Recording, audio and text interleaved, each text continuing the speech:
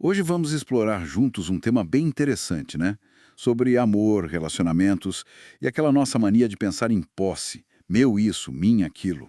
A gente vai usar como base uns trechos de amor livre e conexão espiritual. Quantas vezes a gente fala, meu parceiro, meus filhos, né? A fonte meio que convida a gente a olhar isso de um jeito diferente, mais espiritual. Então a missão aqui é investigar a fundo essa ideia de que, espiritualmente, ninguém pertence a ninguém. O que será que isso quer dizer para as nossas conexões? Certo? Bora lá mergulhar nisso? Boa. A análise começa falando de uma coisa que a fonte chama de ilusão da propriedade. A ideia central é que esse apego, sabe? Essa sensação de que pessoas ou coisas são nossas, isso pode trazer sofrimento. Sofrimento por quê? Porque nada é permanente. Exato. Porque tudo na vida é fluxo, né? Impermanente. As pessoas têm seus próprios caminhos, seus processos, não são nossas posses. Uhum. Essa ideia de ilusão da propriedade pode soar meio fria no começo, não acha? Tipo, diminui a importância dos laços? É um bom ponto. Mas o argumento da fonte é o contrário, na verdade. Propõe que a gente se veja mais como zeladores, sabe? Administradores. Administradores. Como assim? É, tipo, a gente cuida daquilo que a vida nos confia, incluindo as pessoas que a gente ama. É como se fosse um empréstimo sagrado. Pensar assim, segundo o texto, não diminui o valor. Pelo contrário, ajuda a gente a apreciar a presença do outro sem aquele peso da posse, sabe? Sem o medo da perda que acaba gerando o controle. Entendi. Valorizar o momento, a conexão em si. Talvez libere uma certa ansiedade, né? Pois é. E isso conecta com outro conceito-chave que a fonte traz, o de almas soberanas. Almas soberanas. O que significa isso? Que cada um de nós é uma centelha divina, Uhum. única, com uma jornada que é só nossa.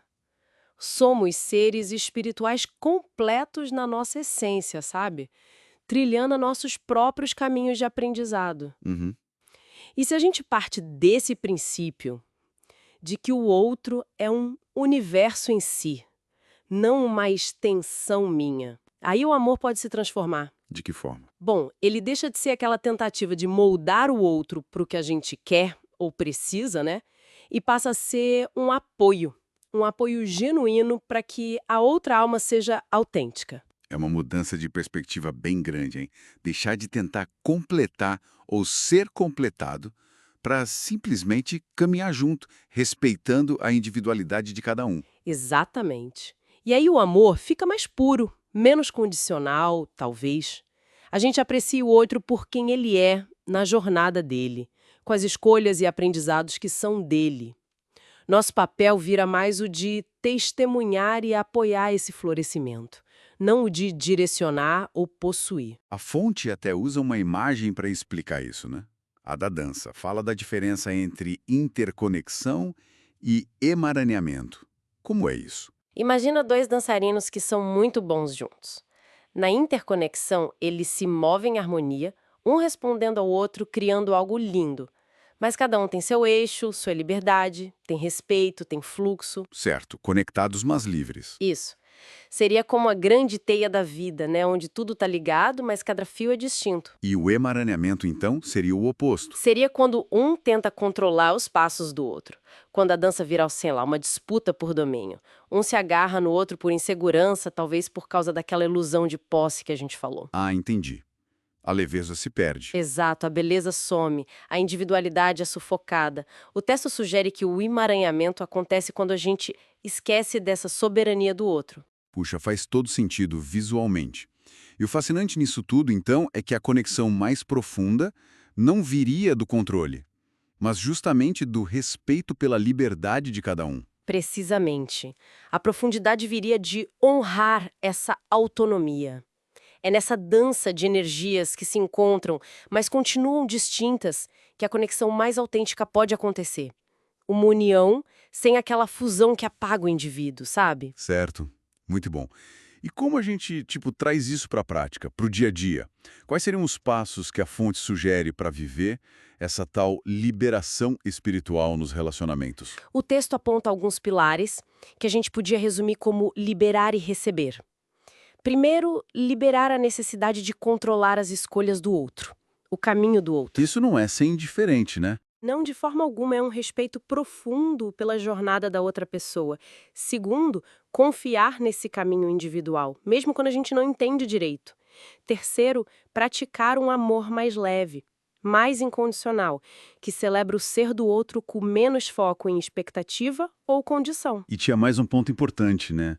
Sobre a nossa própria felicidade. Sim, cultivar a autossuficiência emocional, entender que a nossa paz, nossa felicidade vem primeiro de dentro. O outro contribui, claro, embeleza a vida, mas não é a única fonte da nossa alegria ou validação. Faz sentido. Isso tira um peso, né? Exato. Liberta daquela dependência que muitas vezes leva ao emaranhamento que a gente falou. Então, compreender e tentar praticar esses pontos seria o caminho para essa libertação. Isso. É um processo de desapego da ideia de posse. E o paradoxo, segundo a fonte, é que isso abre espaço para um pertencimento muito mais real, mais profundo. Um pertencimento diferente.